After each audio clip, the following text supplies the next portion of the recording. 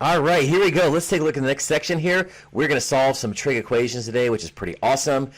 Combining your favorite things, trig functions, and solving equations. Here we go. Let's get it going here. We're going to start with exact values. What does that mean? Well, we're going to be looking at the unit circle. We're not going to have access to a calculator on this bad boy, and we're going to restrict the domain to start things off with one trip around the unit circle, that's 0 to 2 pi there. So let's get after here. We're going to solve this equation like any other equation here. I'm trying to get x by itself, so what do? I just subtract 5 from both sides, so these cancel out. So we're just solving for x. So it's same old, same old. It just looks kind of weird. 4 minus 5 should be what, -1 here? Whoopsh. Awesome. Then let's keep this going. So what do I do to get sine by itself? I'm going to divide by 2. So it's just all our solving equation rules. Nothing fancy going on here. So now we're saying, hey, when does the sine equal -1/2? When is this going to happen? So let's show the work. How do I get rid of sine? So if I want to get rid of sine, I'm going to inverse sine it. So I'm going to take the inverse sine of sine to cancel them out. It's just like canceling out a square root. Use square root or vice versa. And I'm going to take the inverse sine of this. So we're going to take the inverse sine of that -1/2. But really in my brain I like to think about like, hey, back to this, what angle is going to make that sine of -1/2? So why did I do all that? Well, this cancels out this, and I'm just left with the x of sine equals the inverse of -1/2. Awesome. So now this is where I go to the unit circle and say, when is this going to happen? So let me come over here. I got a nice fancy unit circle. When does sine equal -1/2? So I've got the quadrants listed up here. I'm sorry, the sides up here, plus, plus, minus, plus, all that fun stuff. So sine is going to be negative here and here. All right, so if we think about the unit circle here, so I'm going to draw this one in like this. This is where sine is going to be negative. Okay, so what is this angle right here? Well, to get the -1/2, it's going to be the one that goes radical 3 over 2 and then down 1/2. So it's going to be this one right here. And then we just got to know, what is that? That's going to be -pi/6. So pi over 6 makes that. That's just this angle right here is -pi/6. But because of our restricted domain up here, I got to call it positive. I can't call it that -pi/6, so I got to call it the other direction. So if I'm pi over 6 below 2 pi, you can think of 2 pi as the same as what? 12 pi over 6? That's 2 pi. And why did I do that? So if I subtract a pi over 6 from it, this angle right here is going to be 11 pi over 6 right here. Fantastic. So that's going to be one answer over here. That's going to be 11 pi over 6 is one answer. Fantastic. But there's another spot. It happens over here too. I'm looking for when I get negative radical 3 over 2. -1/2, because that's the other place. So think about this. It's symmetric. It's this whole pi over 6. This distance is pi over 6. But now you're past pi. So pi, you can think about pi as you want as just 6 pi over 6. If you want to think about 1 pi, add that pi over 6 to it, that distance pi over 6, and you're at 7 pi over 6. However you want to do it, memorize it, have it. Make sure you can work your way around that unit circle. Now I'm at 7 pi over 6. So make a little sketch. There it is right there. There are my two answers, and I'm good to go. That's awesome. Okay, great. Now let's do one with approximate values. So last one was exact values between 0 and 2 pi. Now we're going to use the calculator to find approximate values. So now, and I up the ante here on solving the equation. I made this one a little more challenging. What's going on here? So I've got tangent squared x plus 2 tangent x. Uh-oh, well, that's kind of weird looking. Don't freak out. Maybe don't even write this down or write this off in the margin here. Think about this problem. Are you cool with this? What if it was just regular x squared plus 2x minus 8? This is an old school factoring problem, right? So this just goes back to factoring. What multiplies to -8 adds to 2. So it's going to be x plus 4, x minus 2. So we're going to do that same thing here. We're going to go ahead and just factor, but it's going, oh my gosh, that's a bunch of pieces there. So we're going to do it, but we're going to do it with trig functions. So let's try it with this. So see how I have the x squared, kind of, tangent squared. I've got 2 tan. So it's the same format. So this actually is going to break straight down into the same thing. What multiplies to 8? Well, the only difference is this is going to be the tangent of x plus 4. And this will be the tangent of x minus 2. And it still equals 0 here. So it's the same factoring, but I've got trig functions. If you multiply it out, tan times tan is tan squared. And we're good to go. Now, to solve it, you have to say, hey, what makes this 0? So I like to think of it as two different problems. What makes this 0? Well, you can write out the equation if you want. When does the tangent of x plus 4 equal 0? When does the tangent of x minus 2 equal 0? Well, you got to solve them. So you got to subtract 4 from both sides. So solve your little equation. So I'm really saying, hey, when does tangent x equal -4? Add your 2 to both sides over here. And I'm going to say, when does tangent x equal 2? So now this is not a unit circle problem. This is a calculator problem. So let me get rid of this bad boy. We don't need that anymore. So now I'm going to go to the calculator and say, what angle here? So let's go ahead and write it out so we have the steps. So if I want to get rid of tangent, you can use inverse tangent, or I'm going to use arctangent just to kind of mix it up. Okay, so let's cancel it out. So I'm going to take the arctan of tangent. So I'm going to take the arctan of tangent, so the inverse of it. And then whatever you do to one side, you got to do the other side. So I'm going to take the arctan of -4. So I'm taking the arctangent or the inverse tangent of both sides. Well, why did I do that? Well, the whole arctan cancels out the tangent, so I'm left with just x. And then now I'm looking for what is the inverse tangent of -4. Awesome. Then I'm going to do the same thing on the other side. I got to take the arctan of both sides, so I'll be looking for the arctangent of 2. Let's focus on this one here. So what does that mean? This is not a unit circle problem. This is a calculator problem. So you go to your calculator. Oop, we're going to go to Desmos here in a second. Let's just go to our normal calculator here first. And I'm going to say, hey, what is the inverse tan, or arctan, same thing, of -4? And it's going to give you a value here, -1.35, or 325. So let's write that down. We're going to say -1. Okay, so x was -1.325. And so if we think about that on the unit circle, so I've got my unit circle here. I went ahead and put the decimal values here to approximate. So where is -1.35? So I'm coming along here somewhere. Whoosh, I'm coming down something like this. Somewhere probably in this area right here is -1.325. So that's right. That's great. But again, remember that restricted domain is between 0 and 2 pi. I'm going to have to name that in the positive value. And is there any other place where tangent is going to be a negative? See how it's -4? Where else is tangent negative? Well, that's when the signs are different. So actually, it's going to be up here as well. So holy cow, we've got a lot going on here. So yes, it could be this angle here, but it could be straight across. It could be this angle all the way across. So we're actually dealing with, we need this angle over here.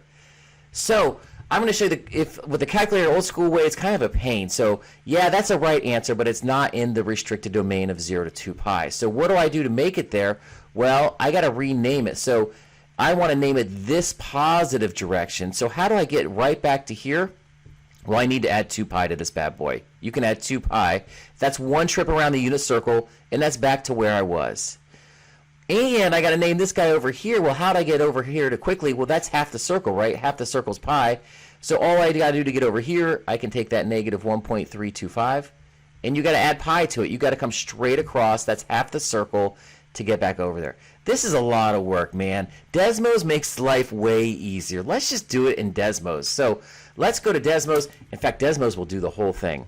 I really wanted to show you that factoring thing because you may need to factor. But if you want, let's just type in the equation here. Tangent squared x plus 2 tangent x minus 8. And I find the easiest way is not to use your equal sign. It allows you, it frees things up. But now check it out. What is this value right here? There's that -1.325. So I know what happens there, but look how many times it's going to cross 0 here. A ton. So if you want, let's really dial in. You can change, go up here to settings.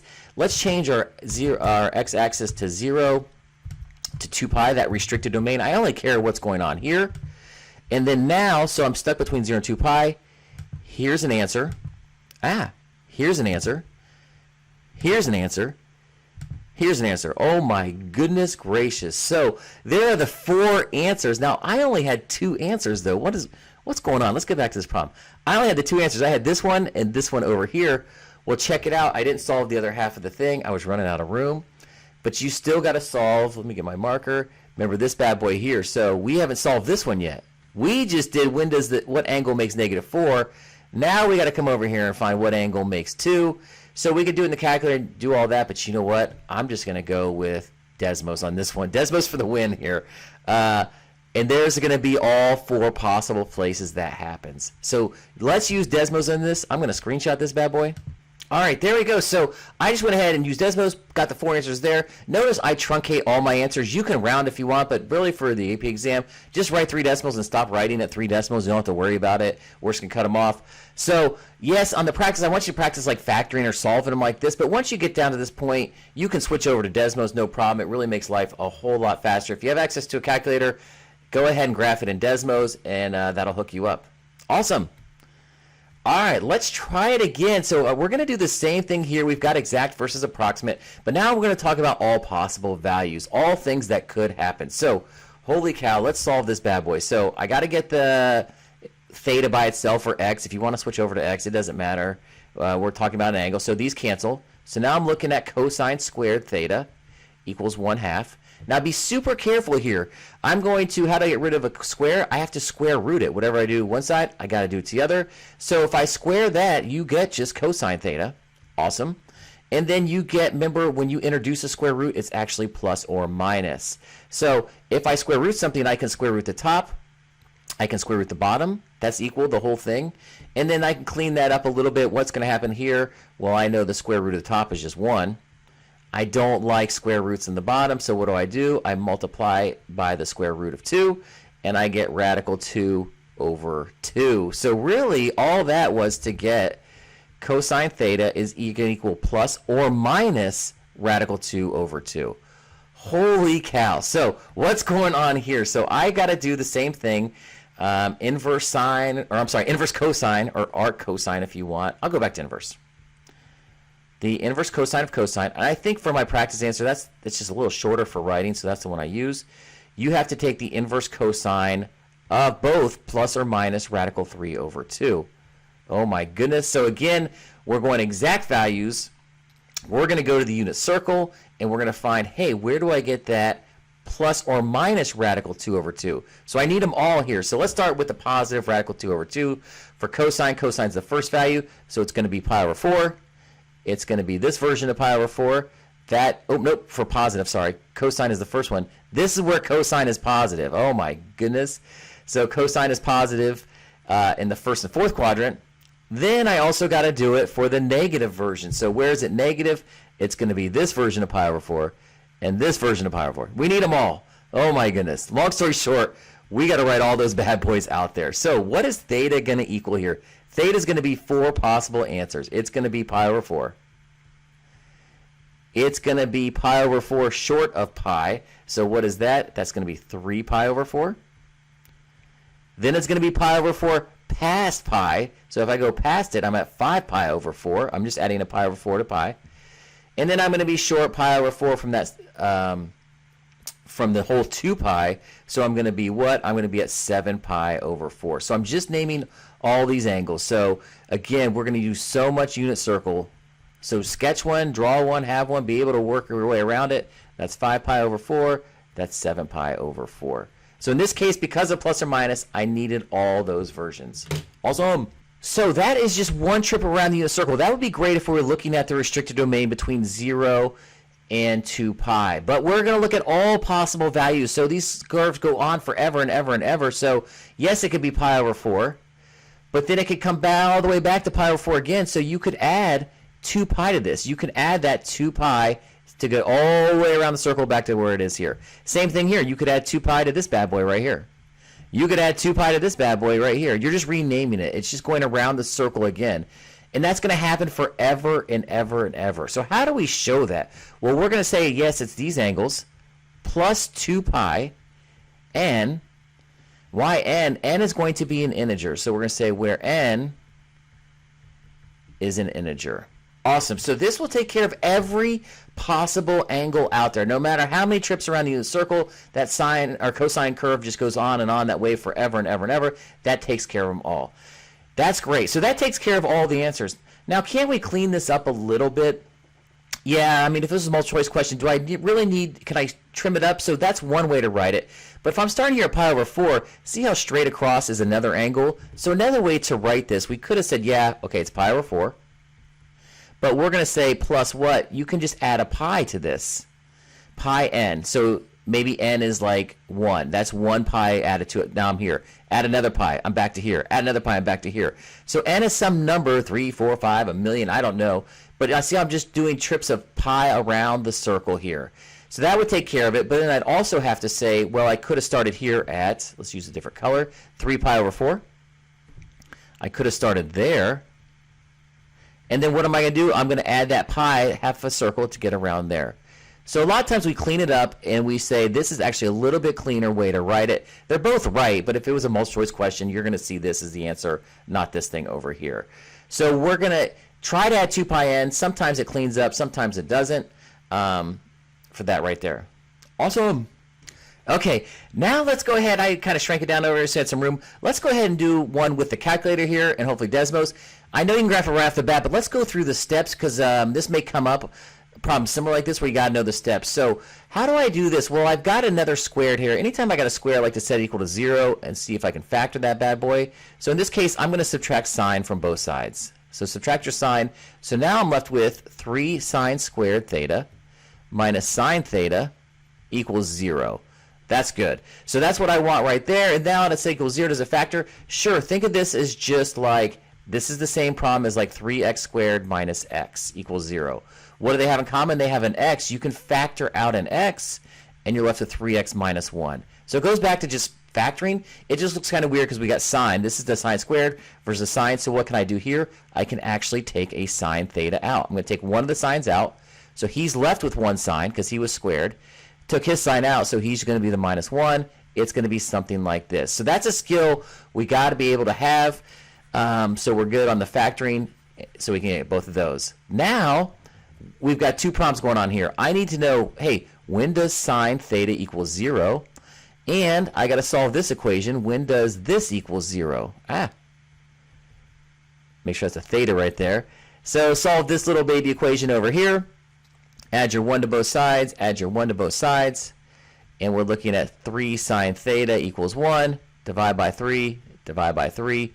So this is when I would go to the calculator and say, okay, help me find the angle that creates 1/3. Help me find the angle that creates 0. 0 I can do. That's a unit circle problem. But 1/3 not on the unit circle, so I can't do it. So let's go ahead. I wanted to show you the factoring. I want you to practice that factoring and getting this far. But when I get this far, man, let's just throw it in Desmos. If I'm allowed to use a calculator, I'm going to use that calculator over here.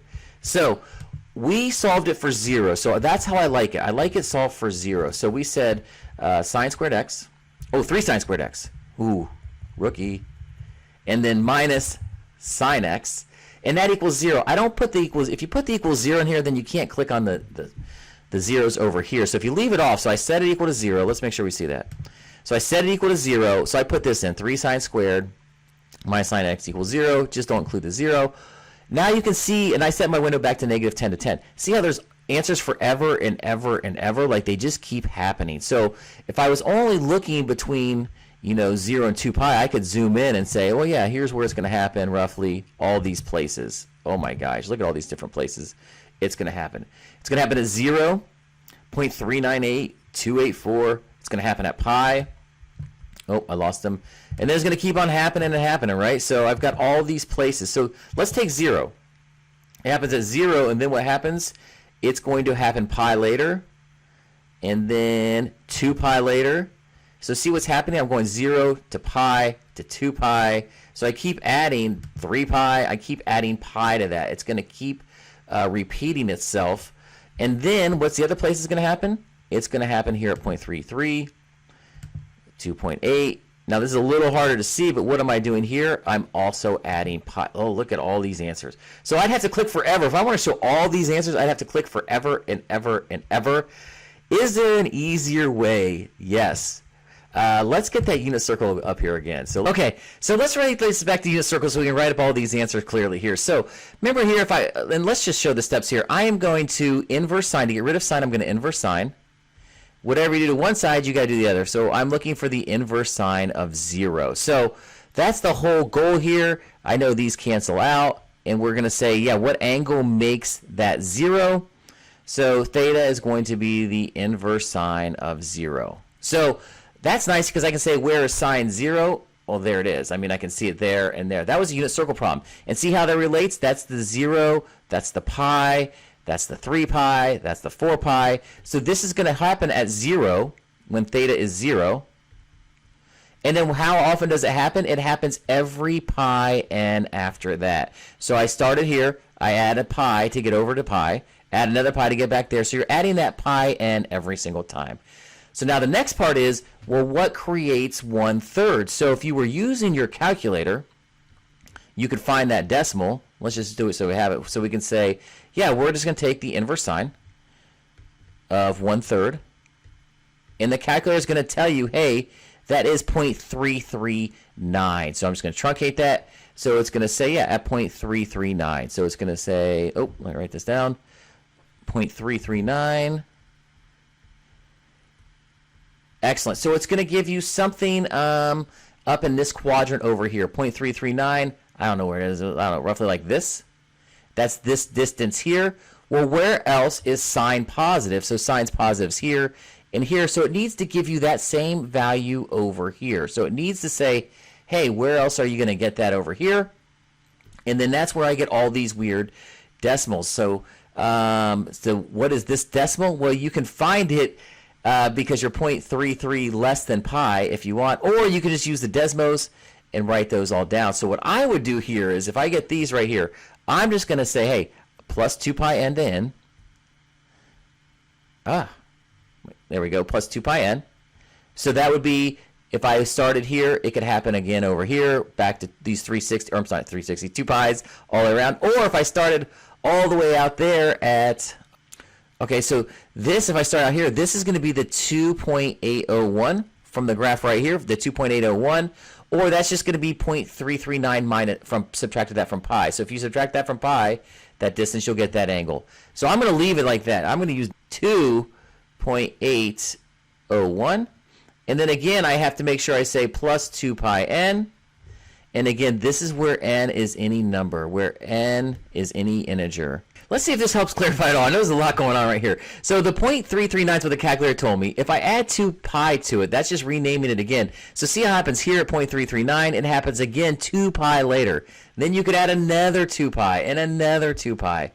Or the other one it gave me here was this 2.801.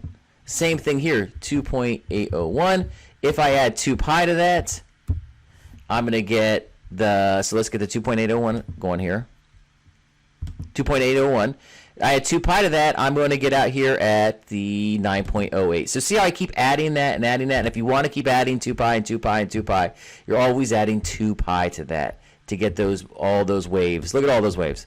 Waves forever. So that's why we're adding the thing. So sometimes you can get away with adding pi. Sometimes you got to add 2 pi. It just depends on what they give you here. You add pi when it's straight across. If it's not straight across, then you just take whatever that decimal is and add 2 pi to it. I know it looks intense. When you practice it, it gets better. It's not too bad. All right, so this is kind of a monster section here. So what I recommend is taking a little break, maybe go do the first 8 problems from the practice. Just get your groove on doing this. There's a little thing on inequalities and changing the period coming up in part 2. But I would go ahead and do some practice, get your groove on, come back when you hit number 9 and watch part 2. Good luck.